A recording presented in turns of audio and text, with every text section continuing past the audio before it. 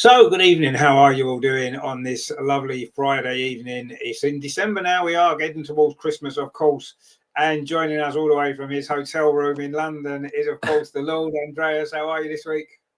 Not too bad. Good evening, everybody. And hello from a hotel in Finsbury Park this time.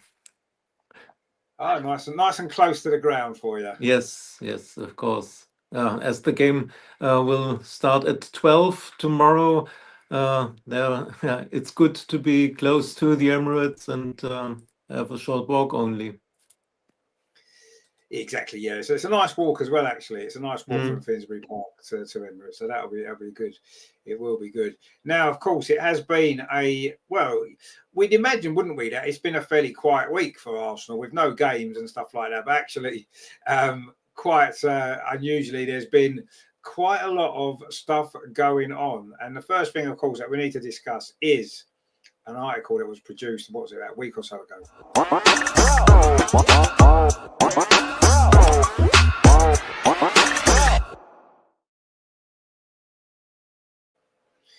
So, of course, the article in The Athletic, some inside information, apparently, we've been told.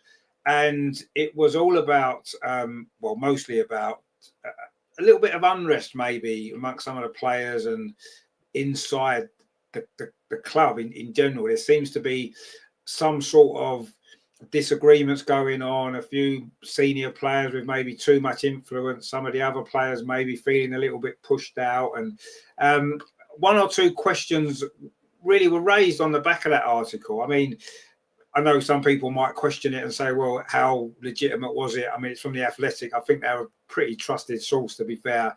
I don't think they would have produced an article like this without at least researching it properly first. And I do think that there's a lot to it. And when you look at it, it kind of makes this season make a little bit more sense. We've been talking about it on the show, obviously, since the start of the season, really, about what's happened. Where's that free-flowing football gone from last season? Why are the players not playing with a smile on their face that they were? And when you look at the article and certain things that were brought up in it, you suddenly start thinking to yourself, does this explain what's been going on the pitch, what we've been seeing? Does this now explain it? Does it now start to make sense? To me, it does. And I know some people will say, well, maybe it's just it suits an agenda against Rene or whatever. And yes, I suppose to a certain degree it does. But I think when you look at it, it's difficult to question many of the points that were raised in that article. You know, there does seem to be unrest in the camp. There does seem to be a few senior players that maybe have too much influence. And I'm not sure that everything is as smooth and as rosy behind the scenes as it needs to be. The unity between everybody behind the scenes that there needs to be for a club to be successful.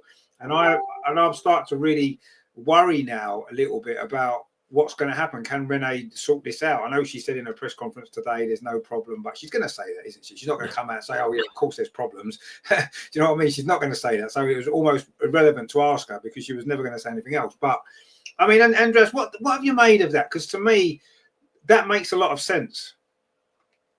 The problem is, as you said, Richard, The Athletic is normally a trustful source, and they won't write only fake things. So they must know something. Well, if it's a bad atmosphere or if there are some problems, I think yes. If it's a toxic atmosphere, as I read somewhere, no, I don't think it's so bad. But of course. What could Renee say in the press conference? She can't say yes, there are some players who are disturbing everything, and I want to get rid of them, and then name them. No, impossible. She must say everything's okay, and we have everything under control. But what we are saying since the start of this season is there is not enough competition for the starting 11, and this seems to be a real problem. That older players or players that are very long with the club, they seem to have a secure spot in the starting 11. And what I thought in the last weeks is if someone makes it in the starting 11, then she has her place secured for the next games in this block. And there should be more competition. And we have players out of form, like I said it many times, like Katie McCabe or Mariana, and they are starting every game. I know Katie McCabe is a fan favorite, and there are a lot supporters. They say, Katie must start every game. No, if she's not at her best, not in form, then why not starting Taylor Hines or trying something else? Mariana is not a number 6. If she's tired, if she needs rest, then give her a rest. And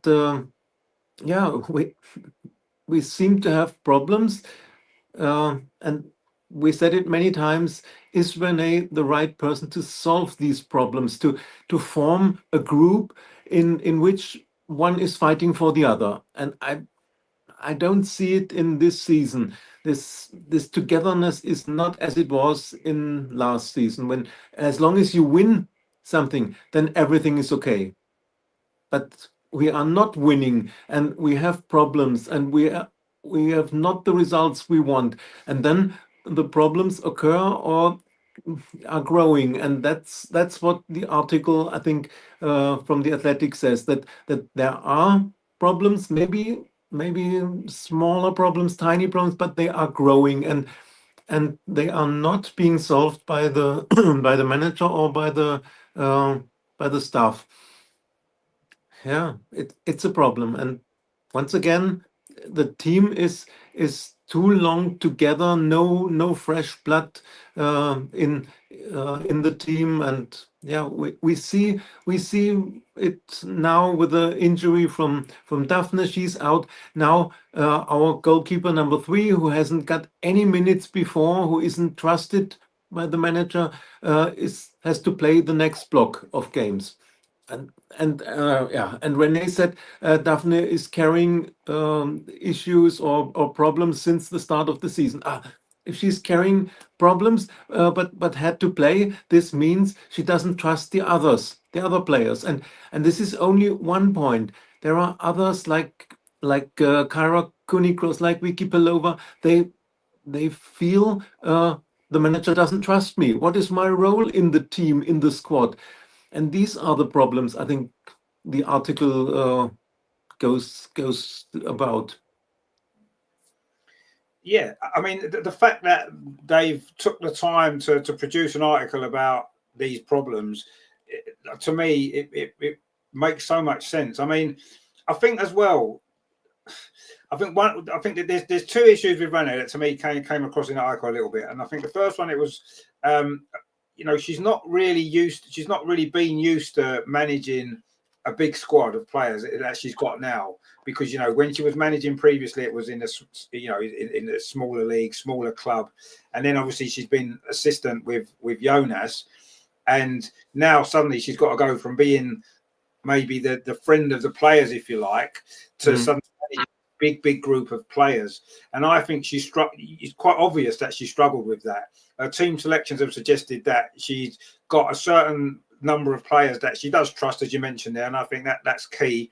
And she's got other players that she maybe doesn't trust, so she's not able to rotate the squad enough, because I don't think she doesn't understand enough how to deal with a big group of players. To be a top club, you've got to rotate your team regularly. In this, in how competitive every game is now, you can't play your same players every single game. It's just not going to work. And we've got a squad that's big enough and got enough quality to be able to rotate more often than we do. And I think that's a Renee issue. And I think it's because she's not used to managing a group of players this size and of this quality, and she has to rotate, and she can't get her head around that. And also as well, what we've got a question is, who's making the signings? Because Jenner's was brought in under Renee, hardly plays. This goalkeeper that we've now got to play due to injuries was brought in technically under Renee. She's not featured at all. And, even Olivia Smith, she's not played enough games. She's not played enough minutes. It's almost again as though the manager doesn't trust her. Why would you buy a player for £1 million, break the transfer record, and then not trust that player enough to play him week in, week out as much as you do with a lot of the other players? to me, that the signings is quite a big issue. If the manager isn't in control of the signings, to me that's a big issue at the club, because the manager picks the team. The results are on the manager. The manager's got to have a say in which players we sign. I'm not saying the manager should make all of the signings, but they've got to have an influence. Say, I want this and this player, and the club goes out and gets one of them. That's fine. But it seems like we're signing players that Renee don't even want because she's not using them, and that is bad. That's not how you can run a successful club. The manager's got to have the players that they want, and they've got to have that. And I think these two things together are a problem. Now, maybe part of it's a Renee problem and part of it's maybe a structure of the club problem. I don't know which one it is, probably a little bit of both. But we're never, ever going to be able to compete with the likes of Chelsea. We're never going to be able to go to the next level, which we need to go to, while we've got these issues going on behind the scenes. And whether we need to get, whether a new manager is the answer, maybe. Whether a new structure at the club behind the manager is the answer, and allow Renee to get the players that she wants, or allow her to do her thing a little bit with a little bit more freedom. Is that the problem? I'm not sure, but to me, things can't carry on with nothing changing, because nothing's really changed. And the Champions League win, we spoke about this before. The Champions League win has kind of has made everybody almost pretend these other issues are not there anymore. But it's no different to when Jonas was manager. It's no different at all. I would say it's almost exactly the same as it was a year or so ago, when towards the end of Jonas's time, when even before that, you could see there was issues going on. Was the players totally behind the manager? Was the manager quite the right person? And all these kind of questions that we had when Jonas was there. It's exactly the same now. So is it a manager problem? Is it a club structural problem? Is it a bit of both? And what can we do? What needs to happen for us to get out of this kind of malaise of a club that we've been in, that the Champions League's covered up slightly? But I don't think we can carry on as things exactly the way they are and expect us to be successful, because I don't think it's going to be. It's obvious it's not going to be. I mean, do you think that Renee is out of her depth a little bit? It's so difficult to say. Yeah, as I said, the success last season was, and then made all problems disappear.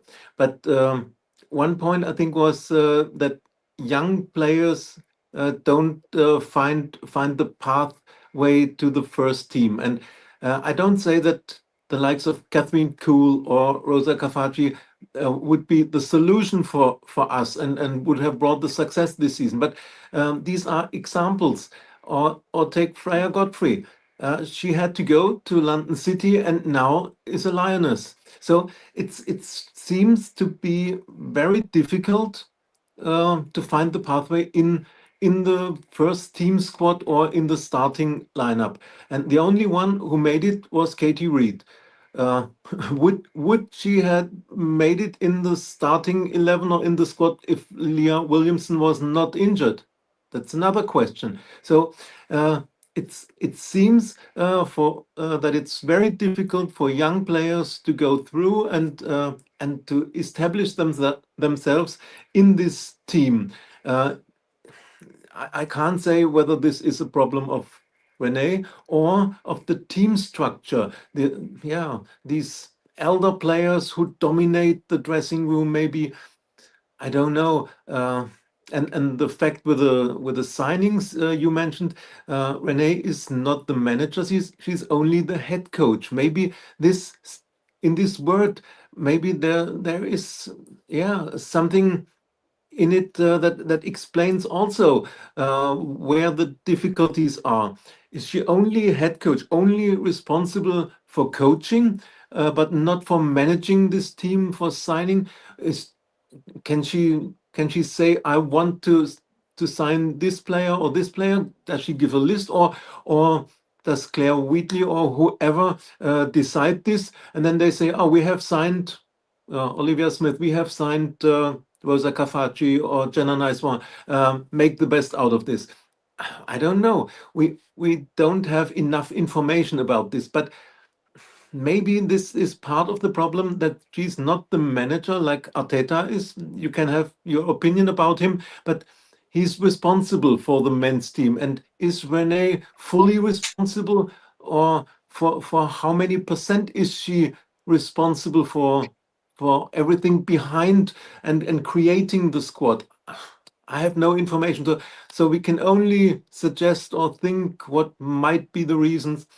Yeah, these are a few thoughts I had after the article. Yeah, I agree totally. I mean, we don't know, and you're totally right about the young players as well, because if you take Michelle Adjumang as an example, Renee wasn't going to give her a place in the squad, and yet look what she did for England in the Euros. Look what she's done for the Lionesses. She's clearly got something about her that surely we could have used, but yet no, she wants to just palm her off on loan. Okay, she's injured now, so that's almost irrelevant point, because she would have been injured anyway, because it was playing for England when she got injured. But she wasn't in our squad anyway because she'd been loaned out. And to me, it's like, surely Michelle proved herself to be good enough. What she did in the Euros on its own proved that she's going to be good enough as a squad player in the WSL, even if it's just coming off the bench and grabbing a goal late on in a game when we need one. She's capable of doing that because she's shown that she is. And yet Renee thought, no, I'm just going to loan you out. To me, that's awful management. I actually was quite shocked when Michelle did get loaned out this season after the Euros that she had. Surely you keep her in the squad. You let her grow and develop with this group of players in training every day. Get her on the bench. You can make an impact, player in the League Cup and some of these maybe group games towards the end in the Champions League and things. It would have been a great opportunity for her. Okay, yeah, playing for Brighton every week, she's getting experience, or she would have been had she not got injured. And now it's put her back a year. Same with Katie Reid, funnily enough. She's got an injury as well, same injury. So, but yeah, there doesn't seem to be that. I don't know. There isn't that pathway there. Are the older players blocking that by still being here and still playing? Are they insisting that they play? Have they got too much influence, like we've said? It seems a little bit of a mess. I've got to be honest. It does seem a little bit of a mess. Ryan says there, you might as well live near the Emirates. Save all that flying about. Well, yeah, that's true. Just live at Finsbury Park. That'll save you a lot of time. LG says there, it says a small group of players have influence in team dynamics and decisions based on pecking order and time. So that club, yeah, exactly. And that's not really right, is it? You can't have players with that much power. The manager's got to be in control, or the head coach in this case has got to be in control of it. Is she strong enough? Because she was working with the players as their friend, basically, wasn't she, before? And suddenly now she stepped up, and some players maybe can't deal with that. Maybe she can't deal with it. And I do think it's a problem. Ryan says, might be mostly media hype. Well, no, you're right. It could be. But I don't, because it's the Athletic, I kind of tend to think that there's more to it than just that. Had it been in the Sun, or it had been in one of the trashy newspapers, or one of the more kind of, online things, I wouldn't have thought, well, yeah, it could be just a load of rubbish. But the fact it's the Athletic, I don't believe it is just that. I do think there's something to it. I think there's something there. LG says the older players are blocking the pathway of younger players and potential signings. These are factors that destroy a team. Yeah, that seems to be what's coming out, and I would kind of agree with that. El Loco says the Athletic get their facts 99.9% right. Yeah, they do. Those group of influential players would include Katie McCabe, who's been rubbish this season, but keeps getting picked over Jenna no matter what. Yeah, and also. Then we've got LG says there, it seems like player influence have doubled down following the Champions League. Yeah, it seems that way. Ryan says Renee might be getting too nice. Got to see a bit more ruthless decisions. Yeah, I wouldn't necessarily say I think that she was too close to the players before, maybe. And it's difficult then, isn't it, to suddenly put this out there that you suddenly got to step up in position. And I think that's maybe a problem. Who do the players turn to now when they've got... Before, I think when Jonas was made, if the players had a problem, they probably went to Renee with their issues first. Now who do they go to if they've got a problem? Because they can't go to Renee because she's the manager now. They've got who do they go to? Is that causing problems? Have they got no one to help? Agnes says, is Olivia Smith injured? Well, she has had a few injuries, but even before she was injured, she wasn't getting picked much, I didn't think. Top Shelf says there as Smith as the Shakira problem. Well, no, she had some issues, injuries.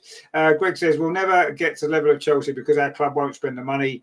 Okay, let's blast out on Smith, but we rely on free. Well, we have done, yeah. LG says, as much as I don't like Arteta, I'll give him credit for changing the structure and the culture of the team. He took big decisions by getting rid of players like Aubameyang and others. Well, no, you're right, and I agree with you. I'm totally with you on that. And at the end of the day, whatever we think of Arteta, and I'm not a biggest fan of his, as you know, but he has done that, and he was given the opportunity to do that because he was given the control that Rene clearly doesn't seem to have. And I think the club maybe need to make a decision. Do we want to go down the Arteta route with a fairly inexperienced manager, give her that same kind of structure that Arteta's been given, and give her a little bit of time? Is she able to do what Arteta's done and create that? I don't know. But unless she's given the chance, we'll never know, I suppose. Or the club is going to stick with what they're doing, get rid of Rene, get another manager in and go through the same problems again because the structure behind isn't right. And maybe if we can learn anything from what the men's team have done, maybe that's the one thing we can. Okay, they haven't won anything yet. The men's team haven't. And obviously the women's team have won the Champions League and won other cups in recent years. But it's the structure behind. Sometimes these trophies are great, but if they're not being built on in the right way to move the club forward, it's almost a waste of time. Maybe what the men's team have done, building gradually and slowly and getting there, there's no reason to suggest that when the Arsenal men's team do win a trophy, hopefully this season, they could go on and dominate for years. Arsenal won the Champions League. We haven't built and pushed on from that. Now you're wondering what the point of it was, because we haven't pushed on and we don't look like we're going to dominate for years. We look like we're going to go through the same problems again and again. And to me, that there's an issue there. So, yeah. That's a really good point, and I totally agree with you there. Ryan says, spend that money, Arsenal. Yeah, we need to spend some money as well, but it needs to be the right players. We've bought players, as we said, that are not being used. There's no point spending money if you're not spending it properly. That's the issue, isn't it? So I think we need to look at that as well. Tabby's website, doing good to see you. Hope you're doing well. LG says, this dressing room clique explains why Chloe and Liv get benched for a washed up Beth Mead. Well, we'll talk about Beth Mead in a minute, actually, because I don't necessarily think she's quite as washed up as we maybe think. Top Shelf of Arsenal, oldest team on average in WSL. Yeah, we've mentioned this before. This is a problem. It's the core players that's been here too long, and it needed freshening up, and it still does. Greg says, why go on about Adjamang? She scored a couple of goals, but nowhere good enough for our first. And yeah, but you say that, but if she can come off the bench in a major tournament for England, have the impact that she made, why can she not have an impact for us? Why not? I think she can in the WSL. Absolutely, 100% she can. She did it in the Euros for England. You know, she was one of the biggest reasons how England managed to win that tournament. Those late goals that she got. So I think, given a chance, she's got the potential. 100% she has. And I would have kept her this season at the club. I would have kept her in the squad, on the bench, coming off the bench, making an impact, and hopefully learning a lot more from training with this team and playing on match days and getting minutes than she's going to have got had she stayed at Brighton without being injured. LG says, it said, Rene is still lacking in player management skills owing to a relative lack of experience. Yeah, exactly. And she's not used to managing at this top level at all, is she? And I think she is finding it hard. El Loco says, Rene looks too nice to handle a squad of full internationals. I like Rene, but Arsenal seems too big for her to handle. Yeah, and I think that's the point we're making before. Is she out of her depth? Yes, I think she probably is. But anyway, is it going to change? I don't know. Is this article going to make any difference in the overall scheme of things? Probably not. LG says, their sources say the failure to evolve the squad's next chapter falls on Rene and Claire Wheatley. So basically it was Rene and Claire's choice not to. Well, maybe, yeah. If there is, then that's a problem, isn't it? Greg says, have we really got a problem? We've won a trophy for the last 4 seasons. Only 4 teams can win a trophy a season. Well, no, that's true. 3 seasons. It is 3 seasons. Yeah, you're right. It is 3 seasons. Nick Nat says 8 players left from the Joe Montemurro era. In contrast, the men's team have only 3 left. Yeah. And that's what we've needed. We know that. Trebar says, I think Rene is about 5 foot 2 out of her depth. Yeah, I think she is out of her depth. We're not going to change it. Will this article make any difference to the people at the club who make those decisions? Are they going to take any of that on board and think we need to change something? If it's the manager, it's the manager. Is it the structure of the club? Then that needs to change. Something needs to change, though. And if that comes out of the back of this article, then congratulations to the Athletic for doing it, because it would have been a positive change, forcing a positive change on a club that's going to help us evolve. But let's see what happens. I'm not overly confident that anything's going to change, if I'm honest. I think we'll carry on. We've won the Champions League, and ultimately that's what they'll fall back on constantly. We've won the Champions League. Why do we need to change things? That'll probably be their attitude, where quite clearly on the pitch this season we've seen that things do need to change, because we're drifting along without really making any strides forward. But anyway, it is what it is. We'll see how the rest of the season pans out. But I'm not expecting too many changes on the back of this. But it was interesting I found it interesting reading that article, because it's a lot of things that we've touched on. We don't have the same inside information that they clearly have. And we've touched on a lot of these things. So to get that insight into those same things and almost bring out some of the points that we've spoken about, looking on it from outside. So that I found it really interesting, and I'm glad that they did it. And I don't, I hope it doesn't cause problems now for the team having to deal with it. But I think it could be a positive thing, and I'm glad that they did it. And I enjoyed the article, and it did make things seem a little bit more clear to me, a more understanding of why this season's maybe panning out the way it has done, and it kind of makes a bit more sense now. So yeah, it was a good article, but yeah, hopefully something will change on the back of it, and we'll start to see improvements that we need, clearly, because things can't just carry on the way they are. Anyway, that's enough of all that. There has, of course, been a few of our girls have been in action, of course, through the last couple of weeks for their international teams, particularly for the Lionesses, and it wasn't a bad little international break, was it?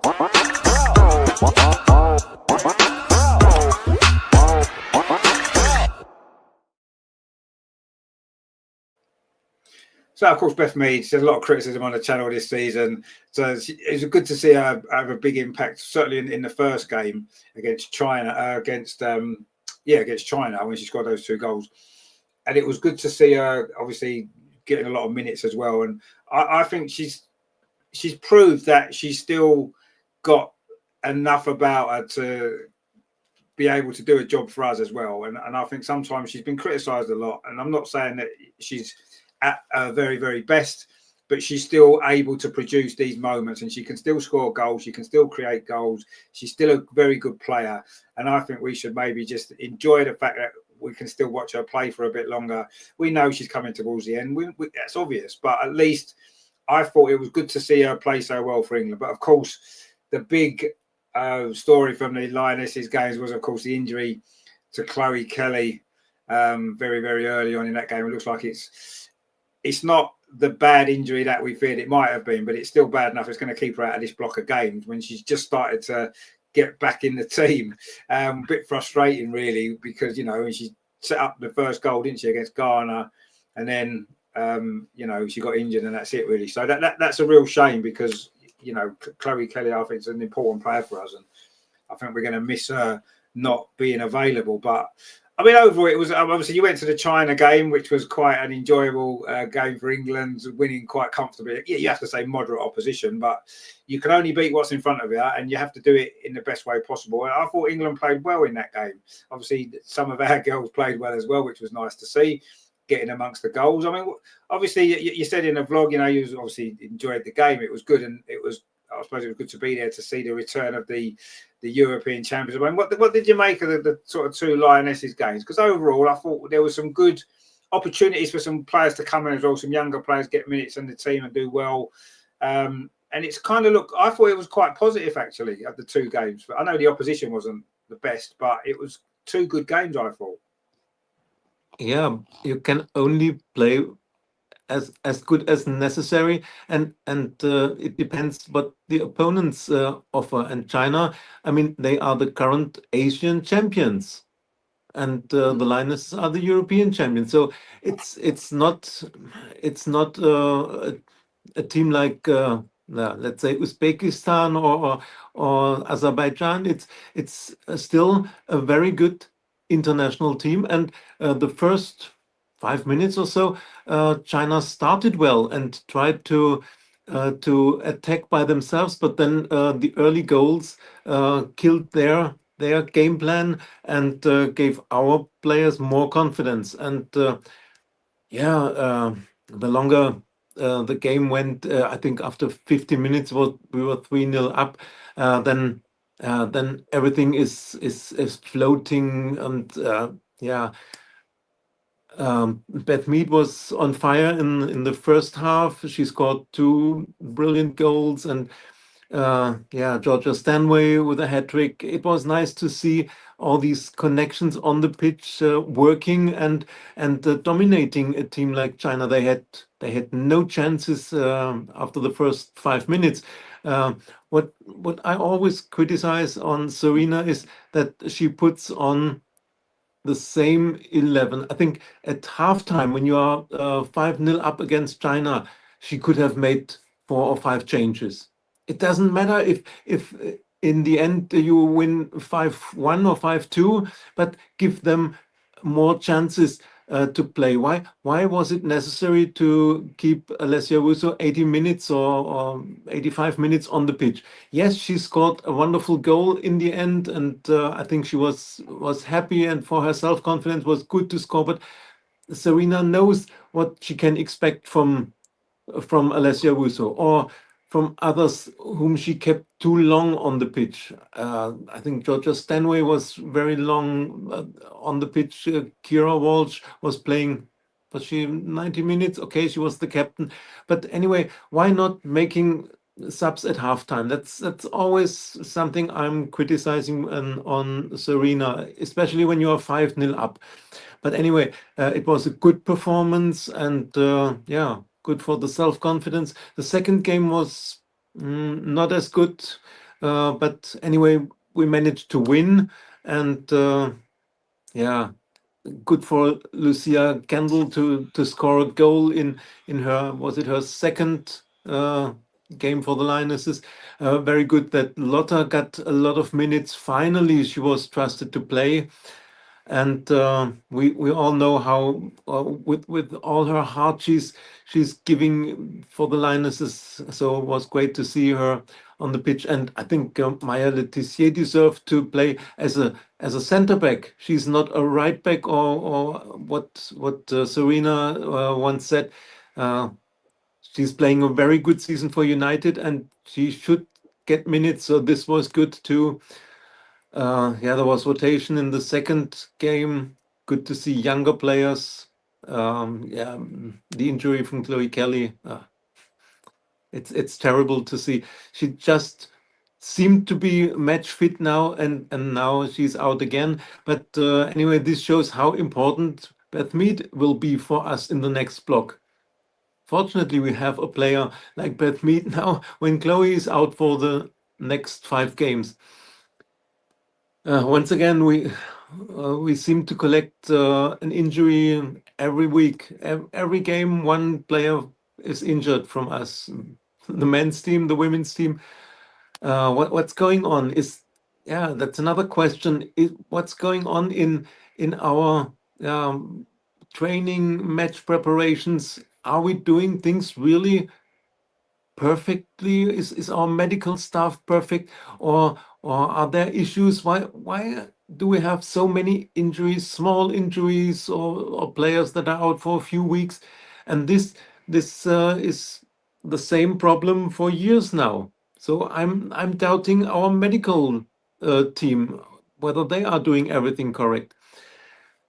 Yeah, but we were talking about the Lionesses, 2 very good games, 2 wins, and yeah, finishing the year, a fantastic year for the Lionesses with self-confidence and with 2 wins, and yeah, that was nice. And for me, Wembley is always special to be there.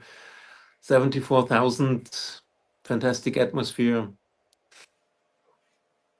No, it was great, and yeah, it's good to end. Like you said, it's been a great year, winning the Euros again, and to finish it with, yeah, okay, not the best opposition, we accept that, but you've still got to go out there and play and win. And we did win both games, 2 clean sheets, some good performances. LG says, well done to Mead for shining against mighty China, playing against players whose league ended way back in September. That's a bit harsh, my friend. Come on, it's a bit harsh. Greg says, the second game proved that the younger players still need to learn a lot about playing international football. Yeah, of course they do, yeah, but they've not played enough, have they? So this is the point of these games, isn't it? To give them a chance, give them minutes. And I thought some of them did pretty well. Yes, there's improvements they need to make. Of course they do. But I think we saw from the China game, didn't we, that when the more experienced players are all playing together, we look much more of a team because they're used to playing together, aren't they? And that was what came across. And against Ghana, it was a lot of new players who not played together as a team very often. And you could see the difference. We wasn't quite as fluid. And this is what these games are for. At the end of the day, that's what they're for, aren't they? So when it comes to World Cups and when it comes to tournaments, we hopefully can have that right balance, which we seem to have got generally right in the last few tournaments because we've gone all the way to the final. We've won 2. So, Serena seems to have the right balance when it matters. And these games are all about seeing which new players can come in, which younger players can come in and do a job. Not start the games probably, because I still think in the next World Cup, we're going to see a lot of the familiar faces starting the games. I think that's obvious. But at least now I can see. I was a bit worried a year or so ago, 18 months ago, after the World Cup, thinking we haven't really got enough good young players ready to come in and take us to the next level. And these players are getting older. But now I've started to see that some of these, we've got some good young players there who I think can step up and will step up. And suddenly we'll see them replacing some of the more established names over the next few years. And that's a positive for me. So, yeah, I think England are in a good place at the minute. It's been another good year, successful year. And I'm looking forward to what's next. Serena's still got work to do. She hasn't finished her job here yet. And let's hope that she can go on and finish, if it's going to be a finish, at the next World Cup. And that, we can get a full final in a row, maybe win the World Cup. That would be fantastic, wouldn't it? For her to round it off like that. That's what it needs to happen. Whether it can or not, of course, it's a tough job. But I'm fairly confident that we're in the right place and we're going in the right direction. And yeah, we've got some of the older players have retired now, left international football, and it's evolving, and I think it'll evolve more. And I'm fairly optimistic, actually, looking at some of those young players. Yeah, Kendall had a great kind of few games she's had for England now. And, I agree about Lotta. It was good to finally see her get a start. And she played quite well, I thought. Yeah, it wasn't against the strongest opposition, but it was a good game for her to play. And yeah, it was nice that she was finally given. She deserved that opportunity because she's been playing well for Arsenal recently, and it was nice to see her get that chance because she sat on the bench for England so many times and not got on the pitch. So it was good that she finally got on, and I thought she played pretty well. So well done to Lotta, and hopefully she'll get a few more games for England as well going forward because I think she deserves those opportunities when they come along, which was good. So yeah, positives really for England overall, and it's good that to see. I say these younger players making an impact. But of course, international break is over. And of course, one of the reasons why Andreas is in a hotel in London is because the WSL is back. And it's back with a bang tomorrow, of course, early kickoff, 12 o'clock. Arsenal are in action, of course, against sort of a slight bogey team for us as well, actually, as it turns out.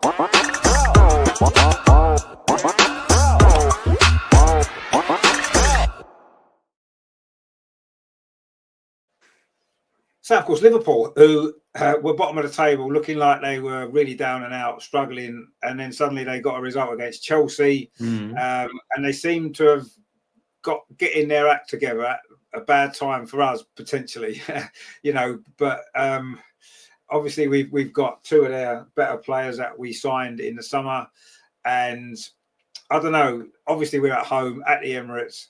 We should obviously beat them.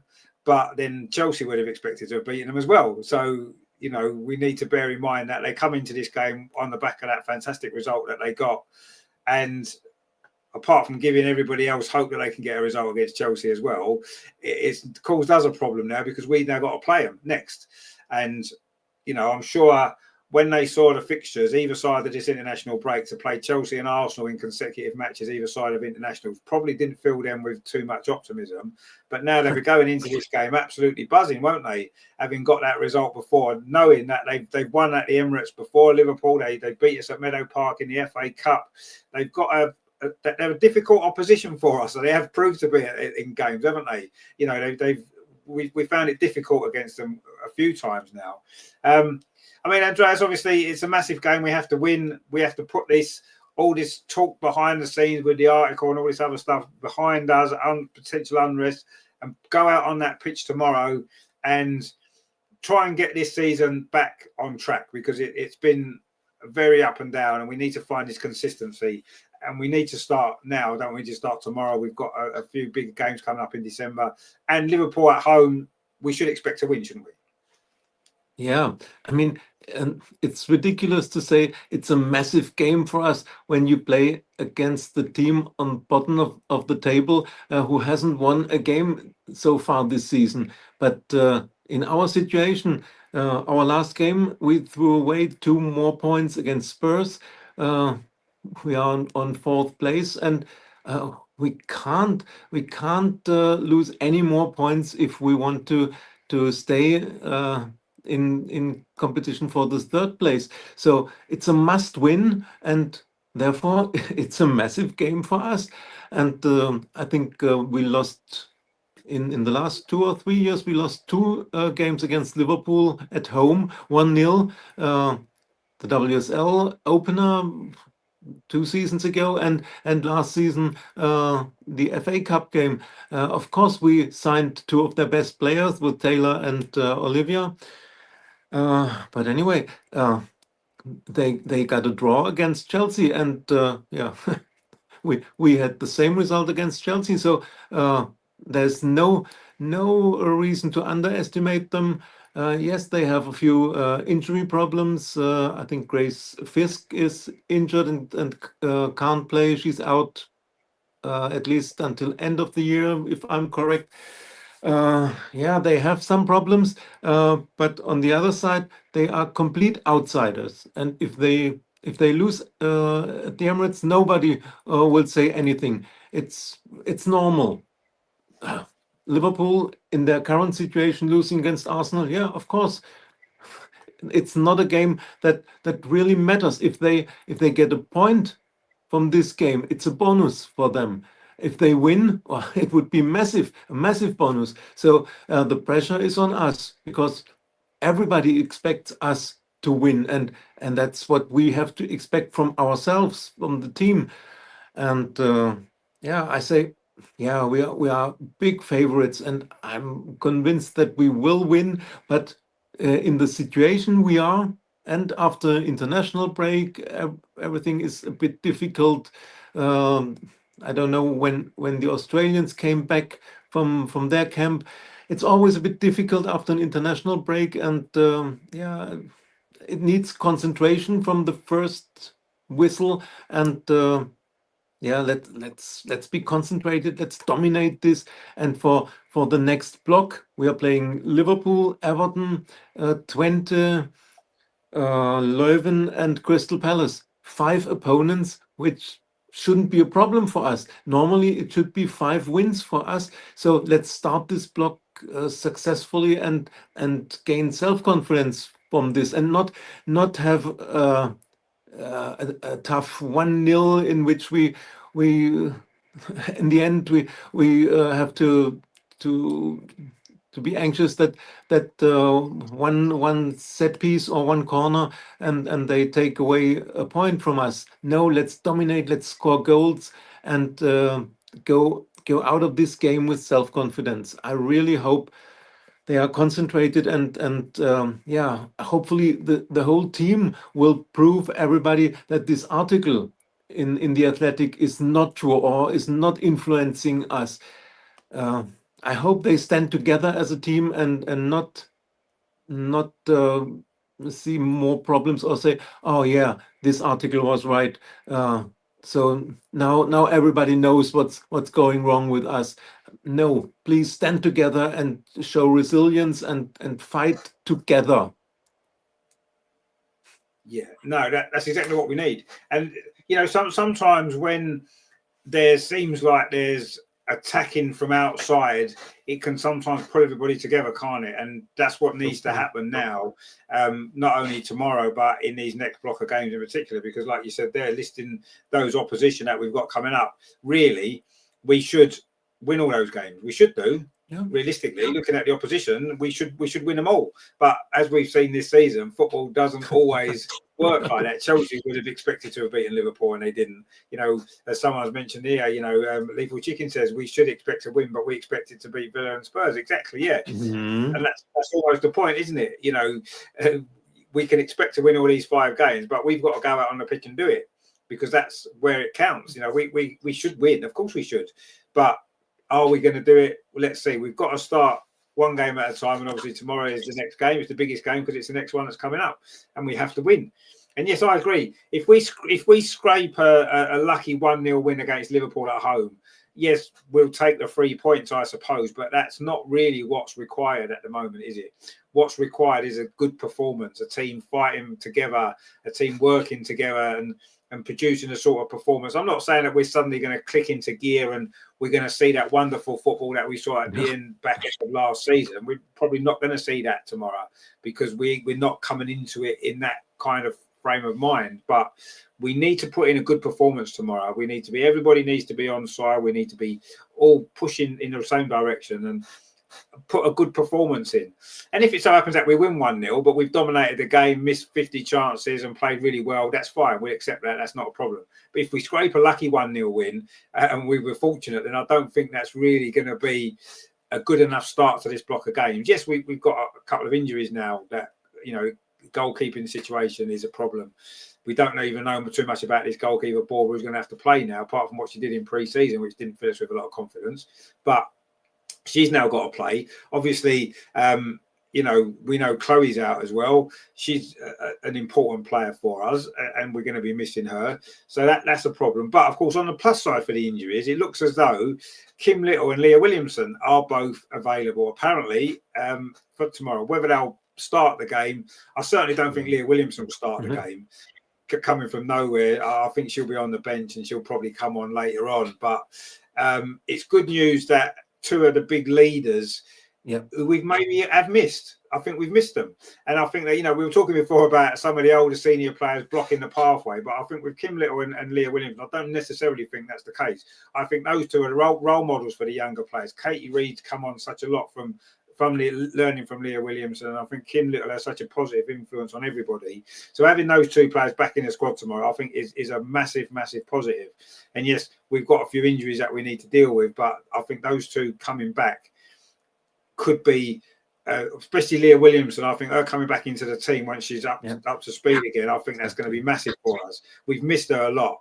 Whatever people say, I know we've had comments in the channel before saying that Leah Williamson maybe, you know, isn't the player she was. She's maybe past her best. I disagree. I still think she is one of the best players in the world still now. And when she's fit and firing, there's not many players better than her. I really don't think there is. So it's great news that they're both fit again.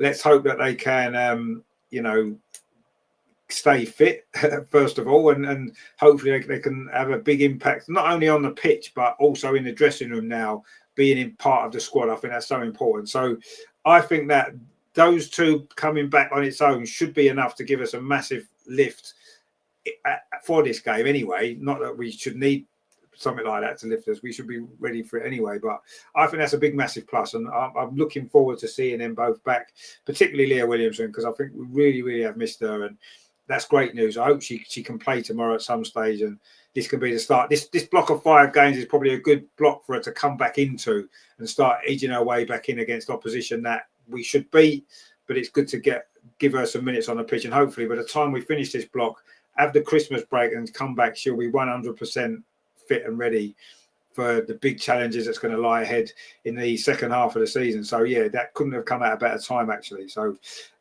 really looking forward to seeing those 2 back tomorrow, and hopefully it'll help us to steady the ship a little bit and point us back in the right direction again, because I think we have missed leaders on the pitch. There's no question about that.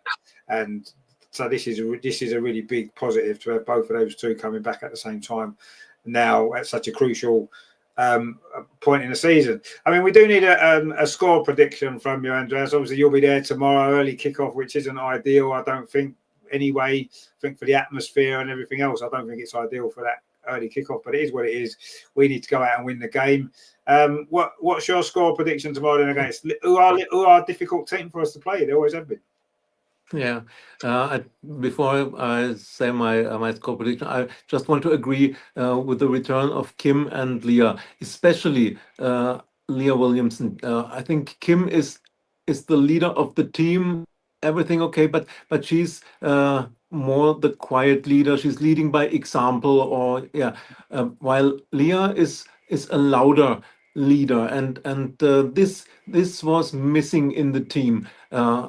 Because Kim was there in September and October. She was in the squad, but Leah was always out and doing her rehab in the gym and not being with the team. But now, of course, she's on the bench, and only if the game develops very good for us, she can have maybe 10 or 15 minutes. But she's with the squad for all the preparation in the dressing room, etc. And she's one of the loud leaders, and that's very important for the team.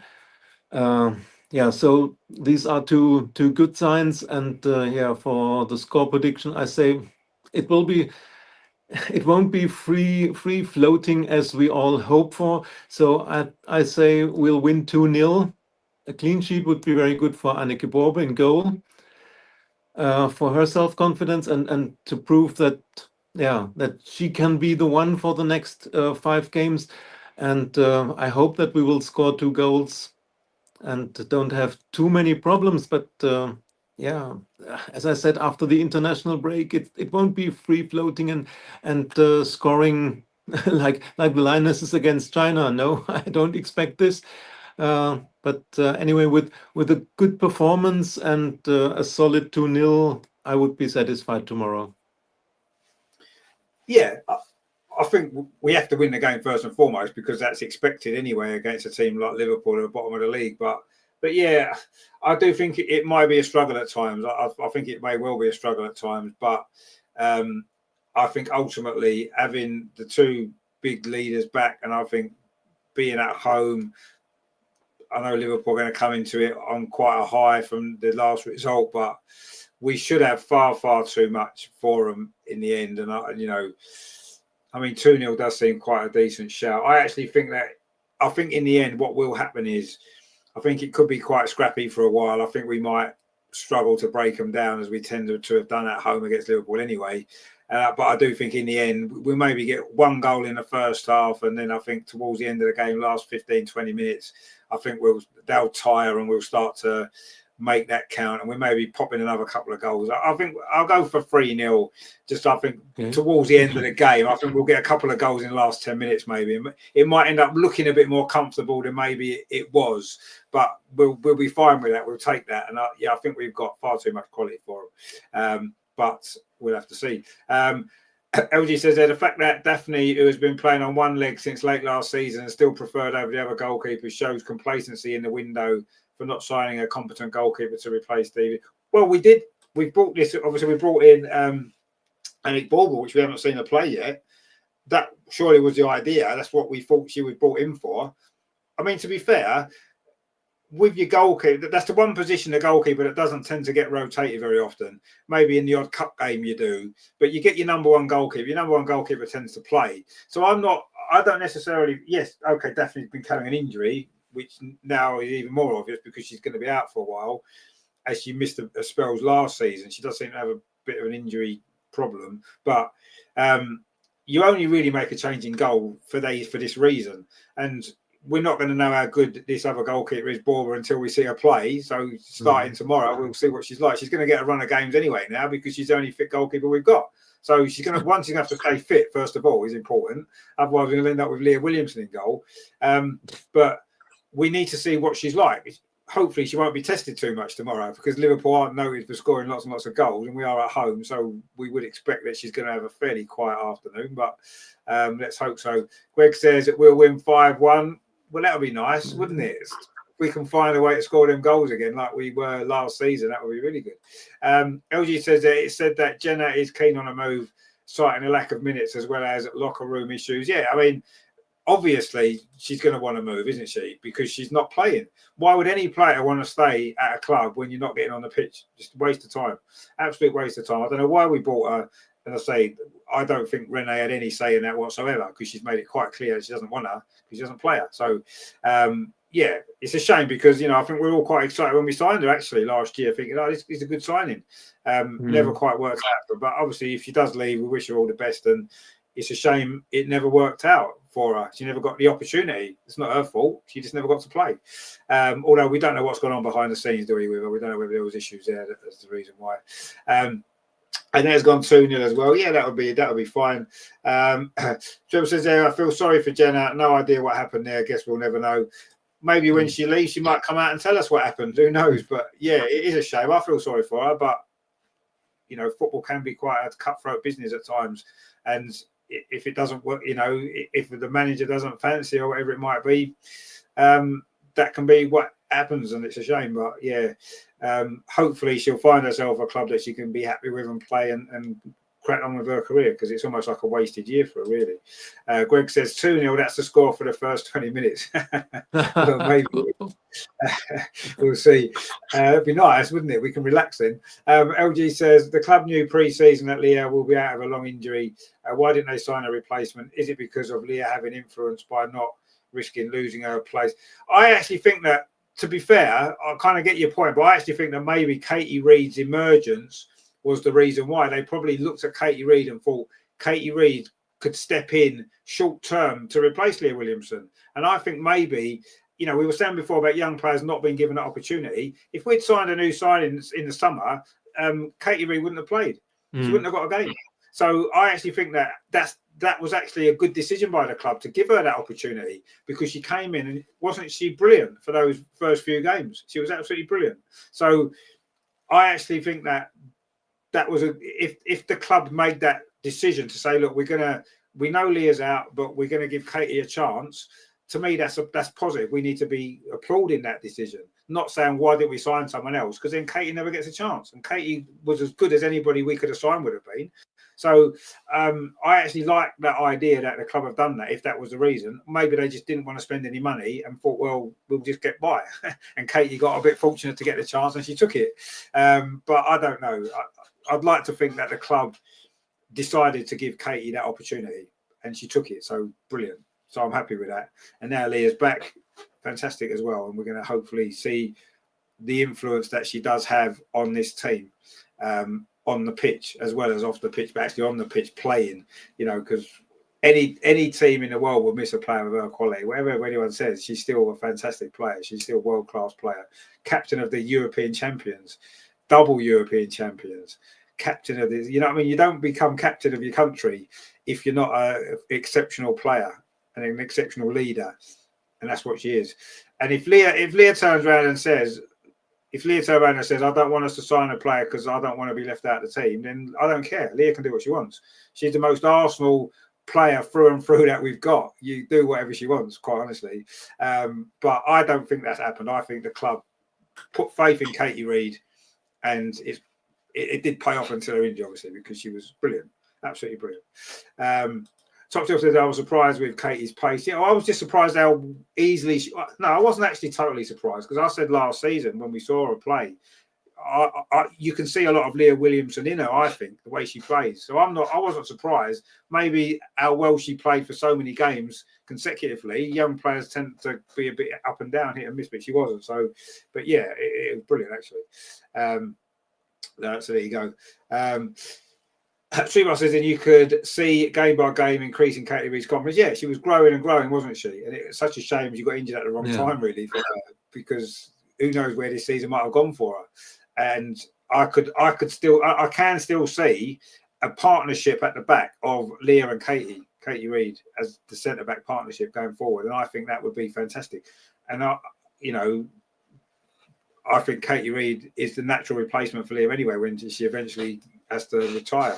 But yeah, Greg says there, we know how good Leah is. England only win trophies when she's on the pitch.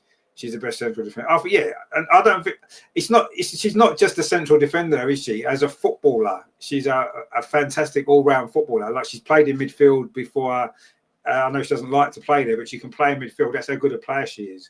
So the fact that she can, of course she's going to be the best defender in the world. I agree with you, 100%. And yeah, you're right. England have won 2 trophies with her as captain.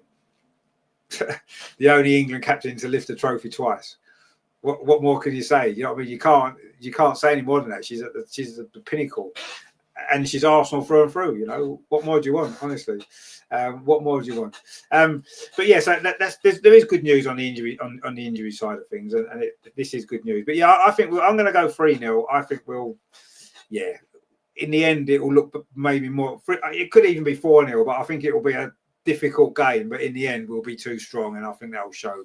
Liverpool bottom of the league for a reason, although they did get a draw with Chelsea. I think we've seen Chelsea have been quite lucky to win some of the other games, so maybe it was just time that Chelsea dropped points, and that happened to be the day that they did. So LG says, as European champions, you can't rely on an 18-year-old with no experience at the back. As good as she was, she still made mistakes. Signing a centre-back doesn't mean Reed shouldn't get minutes. No, I'm not saying we wasn't relying on an 18-year-old. We were giving an 18-year-old an opportunity to step in when someone was injured, rather than just replacing them. Rather than just bringing in someone and saying, well, Kate wouldn't have played though, would she? If we'd bought a centre-back, Katie Reed wouldn't have played. She wouldn't have. So she wouldn't have got those minutes. So it would have meant that. It would have meant that she didn't play. So, I think we got that one. We got that decision right, I believe, as a club. If it was a conscious decision to do that, then I think they got that right. If they just didn't bother signing someone because they couldn't be bothered, that's different. But I don't believe that's the case. I think we made that decision. It's the right one. Joe says Liverpool have lost a couple of decent players. Yeah, they have. And obviously they've lost a couple of decent players to us as well from last season. So, yeah, we will win. Of course we will. Come on. It's Liverpool at home. We will win, let's be honest. But I want to see a few more signs that the performances, some of the games that we won in the last block was far from convincing. And I want to see us at least play some convincing football and win the game with something in hand, rather than sort of stumbling over the line as we seem to be doing too much this season. I'm sure we will, because I'm pretty confident in the end we will. But let's see. Yeah, Liverpool have got some problems. They're bottom of the league. They're fighting for their life, though, aren't they? They're not going to just roll over and give us the points. It is a bit of a bonus, like you said before, Andreas, and I agree with you. They're not expected to get anything from this game, but every single point that they can get could be crucial for them to stay in the league. Especially this season when 2 teams could get relegated, it's even more important that they every single point they get. So they're not going to come and just roll over for us. They're going to fight for every single ball. They are, and we need to be ready for that. And but we've got the quality, so of course we'll win. So let's look forward to that. And of course, it's a busy week. We've had a couple of weeks off, and suddenly now the games come thick and fast. Of course, midweek there is another Champions League game as well, and it is again a game that we should win, shouldn't we?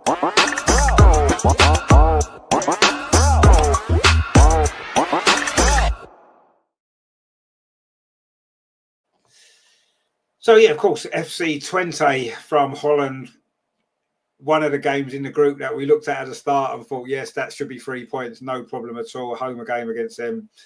Yes, it should be 3 points. I don't have any doubt about that. But again, we do this on the show a lot, don't we? The game at the weekend has an impact on the midweek game, the way we play the result, any injuries, anything like that. But realistically, whatever happens against Liverpool, we should go out and beat Twente, shouldn't we?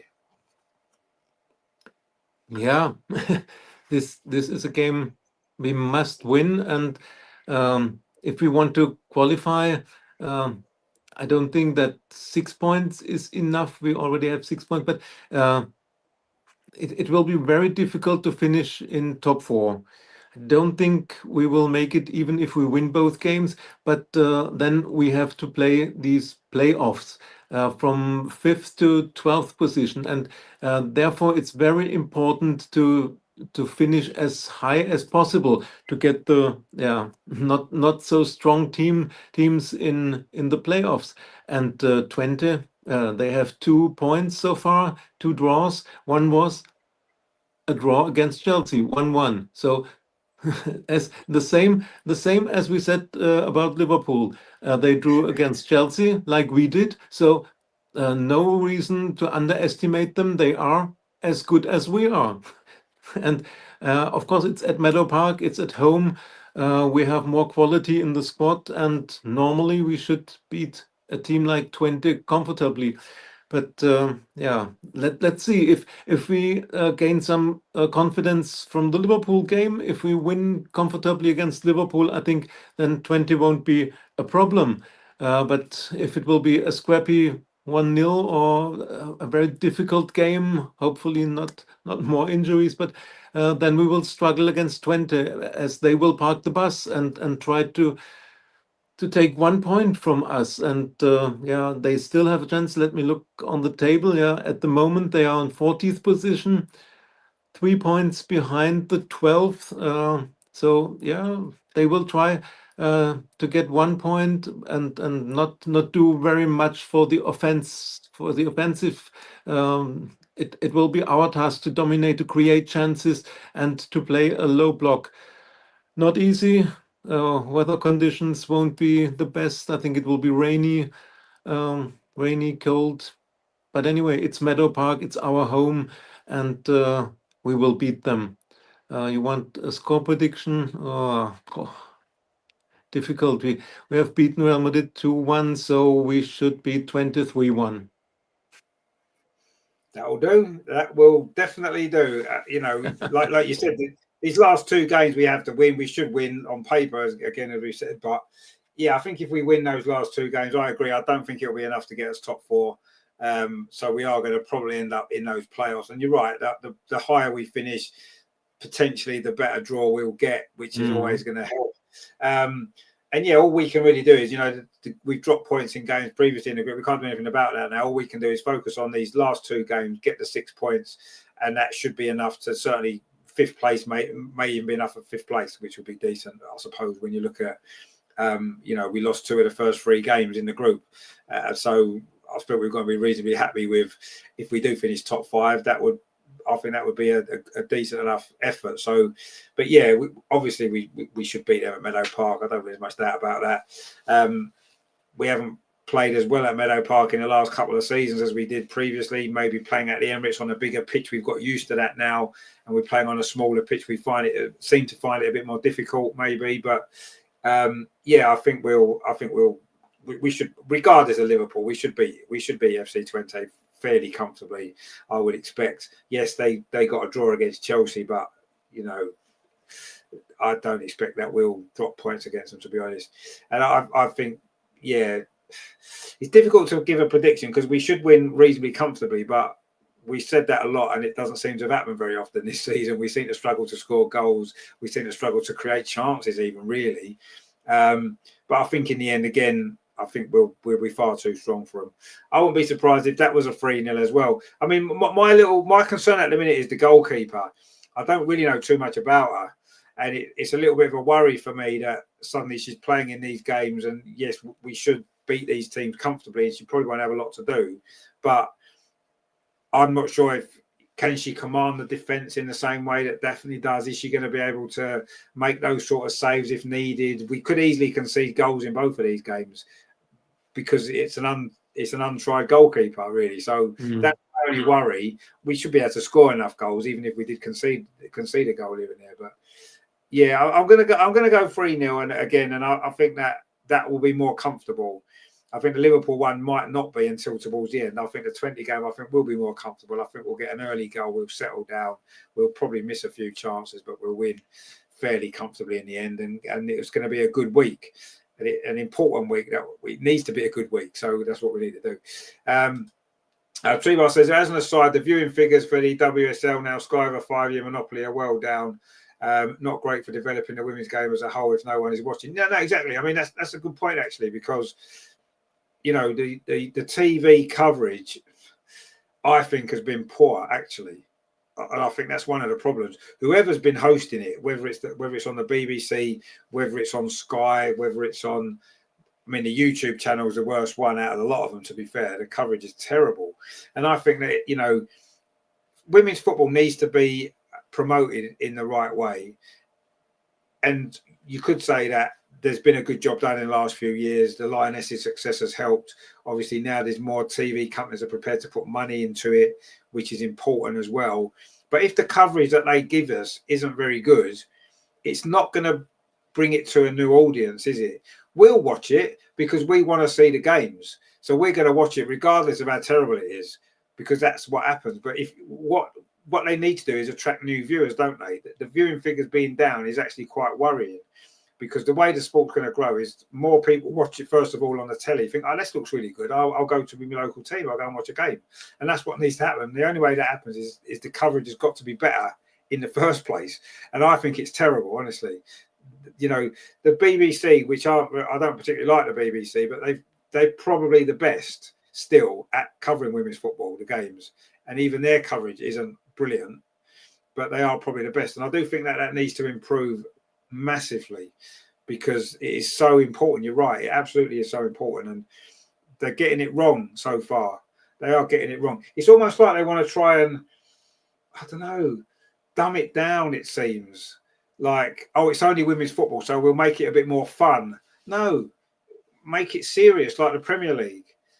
I don't really like the Premier League coverage generally, but you've got to say at least it's serious. I mean, there's been some games I've seen, and at the end of the game, what you want to do is, for me, what I want to do is, and I'm sure lots of people are the same, I want to see an interview with the managers. I want to see an interview with some of the players on the pitch, find out what they thought of the game. But half the time, they just end the coverage because they've got some other programme to show. It's like, come on, give the women's football the same amount of time that you give to the men's game. That's the way it'll grow. People are interested in that sort of stuff. Yes, I don't want to hear them rabbiting on for 2 hours like they do on a Monday night football, going on about it till 12 o'clock at night. But at least give us a little bit of after-match stuff. Give us some interviews with the players. Don't just cut to another programme because it's overrun the news or something like that. You know, give it the coverage it deserves. I mean, what's the coverage of the WSL like in Germany, Andreas? Is it pretty good? No, it's terrible. Okay, sounds the same. I told you that Sky had the broadcasting rights in Germany. Last season, Sky did it. And then this season, Sky was broadcasting nothing from the WSL with no explanation. Then Magenta TV announced that they took over the rights and they will broadcast the WSL, but the last games were not shown. So I don't know.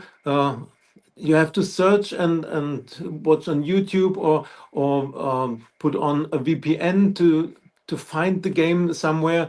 So it's very difficult at the moment. And I think one problem Sky has is that all the games start at the same time, and Saturday on 12 or Sunday at 12 o'clock. These are not times people want to watch football. And yeah, for tomorrow, it's nearly the same time as the men playing against Aston Villa, or is it 30 minutes earlier? So if you want to watch football on Saturday, then probably you will choose Villa against Arsenal men, and not watch the women play Liverpool. Yeah, it's something not developing right. And just an example from German TV, Germany played against Spain, the Nations League final, and on Tuesday was the second leg when Spain won 3-0. And after the game, there was one short interview, 1 minute with Jochen Nüsken, the Chelsea player, and then they said, and this was our Nations League final, and we have now go back to Hamburg for the news Tagesschau, for the news magazine. Just 1 minute of interview, and that's it. It was a final, Nations League final. Just imagine the men in the Nations League final. There would be 2 hours before coverage, and then interviews for at least 30 minutes, and analysis by experts, etc. And there was 1 minute. And it was the first time since I don't know, 15 years old, in which Germany had the chance to win a trophy with the women's team, and was nearly ignored by broadcasters. Yeah, just an example that it's not better in other countries. Yeah, and that's what it's like in this country. I say we just cut to the news or something like that straight after the game a lot of the time, and it's like, come come on, give it. If you're going to cover it properly. Don't. It looks like they're just covering it because they feel as though they have to. I mean, to be fair, Sky put money in because Sky always put money in, and I suppose at the end of the day that's fair enough. But the coverage has got to be better. It really has got to be better. It's honestly, it's ridiculous, and it's frustrating because it's such a good product, and it's almost like they don't care enough about it. And yeah, I mean, the fact that tomorrow is I mean, we've had these problems a lot, haven't we, with Arsenal, where the men and the women's games are on virtually at the same time. We've had this a lot over the last few years. I mean, we've mentioned it on the show numerous times. And I can't personally understand. What makes no sense to me is, first of all, for the men's game tomorrow, Aston Villa and Arsenal both played on Wednesday night. So they could have played Sunday. They could have played on Sunday to get that extra day's rest like everyone else does. You don't often play Wednesday night and then play the Saturday lunchtime game. It very rarely happens. And yet this weekend, when the women are playing at lunchtime on Saturday, Sunday they put the men's game there. And equally, how many WSL games happen on a Sunday? Most weeks it's a Sunday where the games get played. Why didn't they, if they knew the Aston Villa game, Arsenal was going to be played on Saturday lunchtime, move the women's game to a Sunday so we can watch them both. We played Champions League on Tuesday. That wouldn't be good for us. Yeah, that's true. Yeah, okay. Yeah, that's true. That is Tuesday. Yeah, okay. Well, yeah. So move the men's game then. Move the men's game to Sunday, or even make it a Saturday lunch evening kickoff if you're going to play it on Saturday, because we play Wednesday night anyway. I don't know this.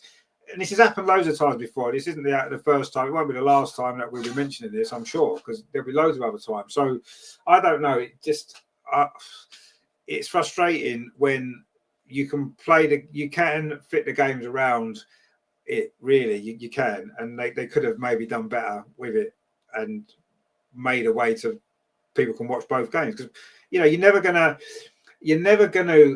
grow an audience for men's football to watch women's football, which you need to do. Whatever people say, you need to get more men's fans watching the women's game for it to really grow. You do. You're going to need to do that. And by doing things like this doesn't help, because, like you said, if you're sitting at home tomorrow thinking, I want to watch a game, you might watch the first few minutes of the women's game because it starts first, but then everyone's going to turn over and watch the Aston Villa game. Of course they are. We're not, but lots of people will, because that will happen. Absolutely, it will. And unfortunately, that's bad scheduling and terrible work by the TV companies, quite honestly. Ryan says better than Disney. Well, I haven't watched it on Disney actually, because I can't get Disney, so I don't know what that's like. Anyway, we've got Top Shelf said there, it's hard to find WSL games up here in Canada. That's how I found you. Oh, that's good stuff. Anyway, I mean, I'm glad that you have found us, but it's not ideal that you can't really watch the games, is it? Joey says there, Arsenal Chelsea fixture this season had only 10% of viewers of last season. Did it? 10%? Wow. Sky is shocking. All games at the same time and terrible kickoff time. Yeah, the terrible kickoff times is the problem, and overlapping with the men's team and stuff like that. Sky is shocking. You're right. I can't stand them. But anyway, it is what it is. Top Shelf says up at 7 a.m. to watch the game tomorrow. That's dedication for you, isn't it? Good stuff. Greg says, know how you feel. Got to get up at 7 to go to the game. It's madness. Make the kickoffs later in the afternoon. Exactly. And I think that, women's football is still a family day out for a lot of people, isn't it? They bring their kids along and that sort of stuff. To try and, if you've got a family of 2 or 3 kids, you've got to drag them across London for a 12 o'clock kickoff. That's not ideal, is it? Okay, yes, you've got more time to get back afterwards, I suppose, but it's not ideal at all. You've got night games again, kicking off stupid times. Again, it's not ideal, is it? But I don't know. I don't really know what the answer is, actually. I don't really know what the answer is, because men and women's football now, there's so many games, it's impossible to separate them all. There's not enough days in the week to do it, is there? So there's going to be overlaps and stuff like that. It's difficult to know what the actual answer is, but ultimately they've got to do better. When they show the games, the coverage has got to be better. It's almost like it's an afterthought. They're just showing it because they have to, not because they want to. They haven't got people that seem to really care enough about it. It's just like people that don't even know what they're talking about half the time. It is frustrating. But anyway, but there you go. Top Shelf says, on another note, England men Group L Croatia, Ghana, and Panama. Oh wow, what a group that is! Fantastic. I think that's us through then, isn't it? To the knockout stage, pretty comfortably, you would imagine. That'll do, won't it? The World Cup draw, of course, for the men was today. I saw a bit of it earlier, and they seem to have nothing to do with football, so I'll be still. But it's a group for England, isn't it? We'll take that all day long, won't we? Croatia, Ghana, and Panama. Lovely. And we played Panama, didn't we? A few years ago in the World Cup, didn't we? Was it like 6-1 or something? But anyway, that'll be nice. I mean, Ghana won't be an easy game, I suppose, but that's a good group. I'm happy with that. That's decent. Something to look forward to next summer, isn't it? I suppose the World Cup's always good. But yeah, I mean, yeah, you're right. The TV coverage is terrible. What channel is it on tomorrow? Do we know? Does anyone know what channel? Is it on BBC? I don't know.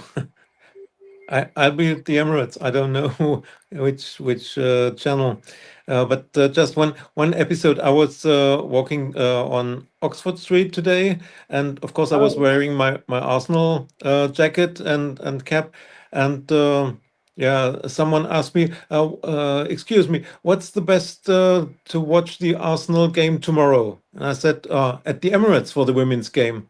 No, I mean the Villa game.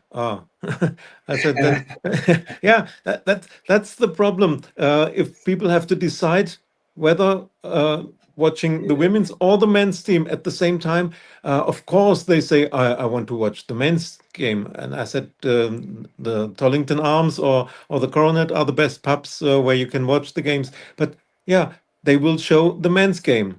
And that's once again, that's the problem. We said playing at the same time, you won't create new audience for these games. And it's just an example. Someone in the street says, "Where can I watch the Arsenal tomorrow?" Yeah, of course he means the men. And if I could have said you can watch at 12 the Arsenal women, and then at 3 the Arsenal men against Aston Villa, maybe he would have said, "Oh, okay, then I'll go to the pub at 12 and watch both teams." But if you have to decide, you decide for the men's team. That's the problem. Yeah, and if you run the pub, you're going to show the men's game because you'll get a bigger crowd in and more people will spend money in the pub. So of course you're going to do that. Yeah. And it's counterproductive. It's almost like, for me, and obviously we want to be able to watch the game tomorrow, and it's good that it's getting coverage, but it's almost like counterproductive to show that game tomorrow at 12 o'clock when the men are playing at 12:30. It's almost a waste of time showing it because you're not going to attract a new audience. You're not, for that very same reason. And you're even going to probably lose your audience that you had, because I think a lot of people that maybe would have generally watched the women's game will watch the first half hour and then turn over. They will. Guarantee they will. For two reasons. One, because the men are top of the league, and they seem to be doing it. They're in a better place right now. The women's team aren't doing so well. And I just think that obviously men's football is still more popular. There's no doubt. It's obviously still much more popular. So, yeah, that needs to be looked at. We've said this, unfortunately, so many times because it's happened so many times. And that's just with Arsenal. I'm sure it happens to other clubs as well. It absolutely will do. But we notice it because obviously it's our club and we sometimes are stuck between. Yeah, I'd like to be able to watch the Aston Villa game because I think that'll be a good game. Two of the informed teams in the league. It's going to be a good game now. I'm sure it will. But you can't play at the same time as the women. And that's just unfortunately the way it is. But anyway, we shouldn't have to make that choice, really, should we? So it's on Sky. So we had a feeling it would be on Sky because isn't the men's game on TNT, isn't it? It must be because it's a 12 o'clock kickoff. Joe says their last season 700,000 watched the Arsenal Chelsea. This season 70. Wow, that is a big drop, isn't it? Christ, that is. Was it? I'm trying to think. Was the time of the year, the day the game was on, the kickoff time? Was all of those things maybe a factor in that? Because that's a big drop off, that isn't it? That is a big drop off because they both would have been on. Oh no, it wasn't the Chelsea game on BBC, wasn't it? This season, the Chelsea game recently. Wow, that is shocking. That is a massive drop, isn't it?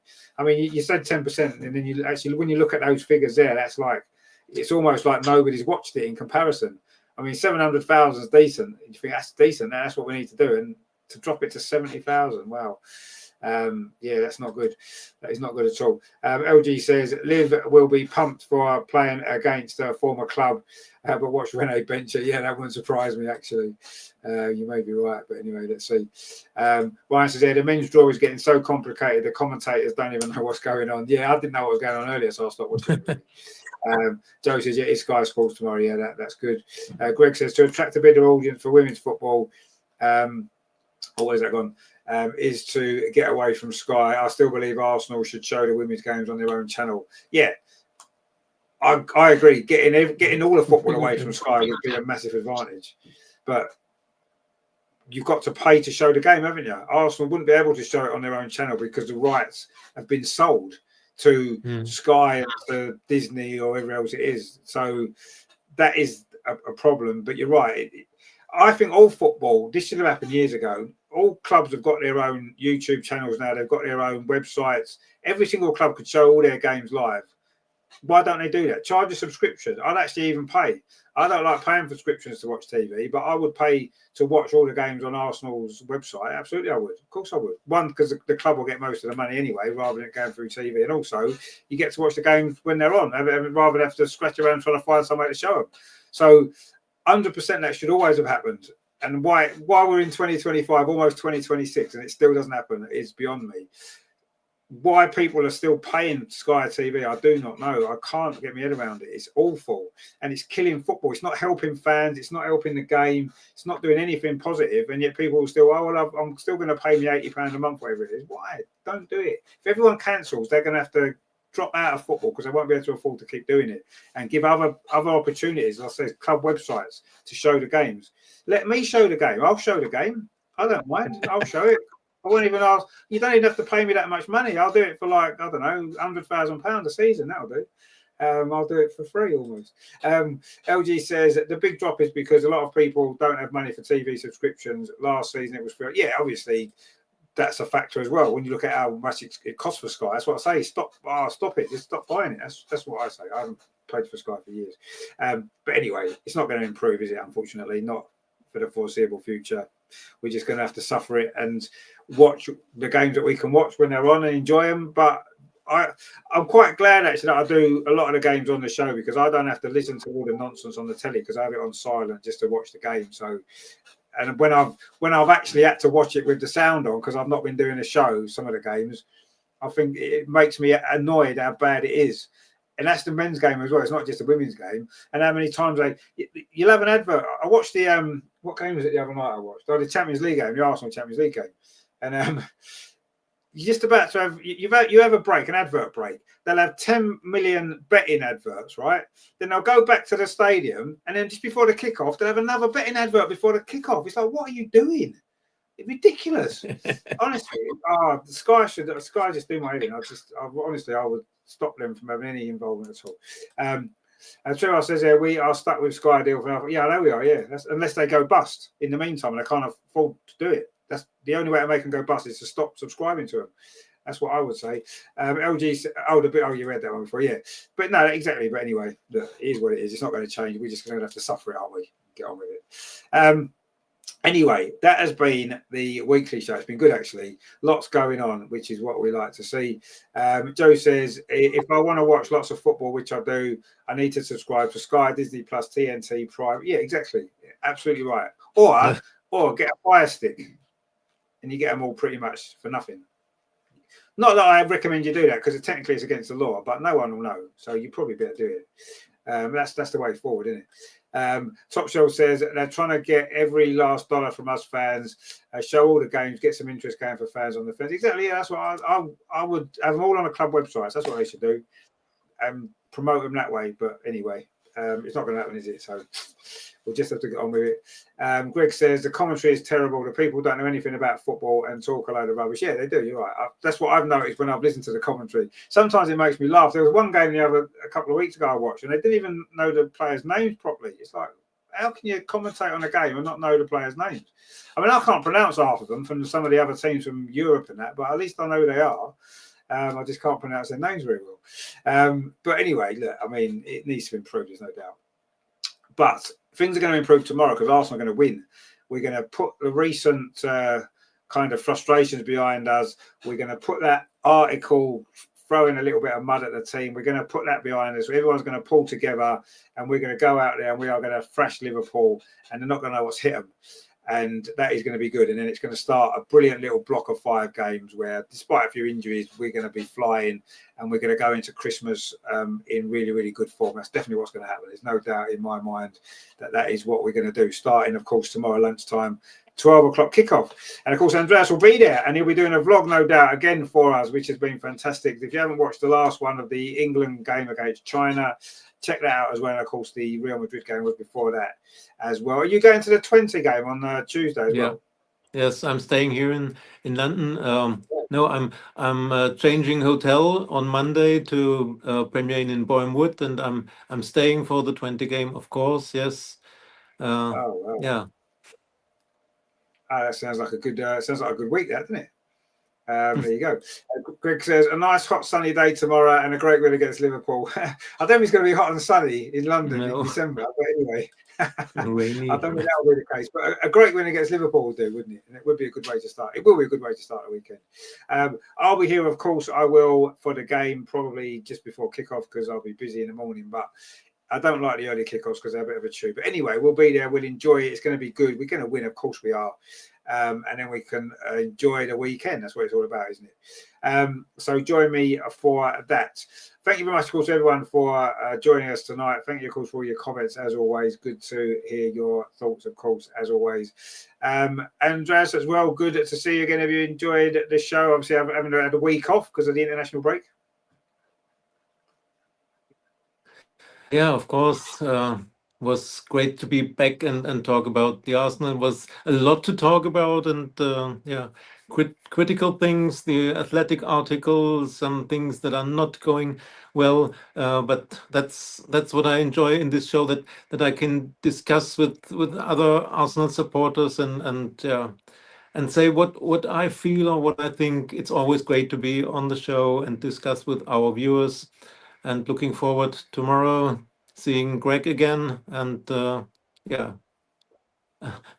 fans, I hope. And looking forward to the games, Liverpool and Twente. And thanks for having me in the show.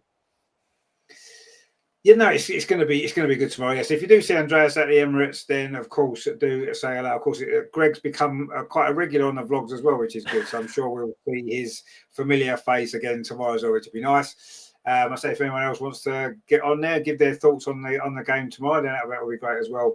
But no, you're right. I mean, I think sometimes people have maybe said, oh, it's a bit negative and this, that, and the other. But it's good to be able to say how you feel about it all, really. And it's not like we can't be honest, can we? I mean, if things aren't very well, if things aren't going well, we've got a right to be concerned, and we've got a right to say we're not happy with certain things. That's what being a fan's about. It's no good just pretending everything's great when it isn't.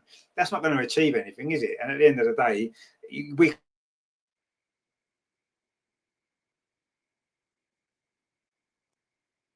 want to talk about the issues that's going on, the real issues that are affecting the club, and things that we want to see improve, because we want a club to be successful. We want to be beating Chelsea. We want to be up there winning all these trophies. The Champions League was fantastic, but if it's a one-off, it's no good. We want to keep doing things like that.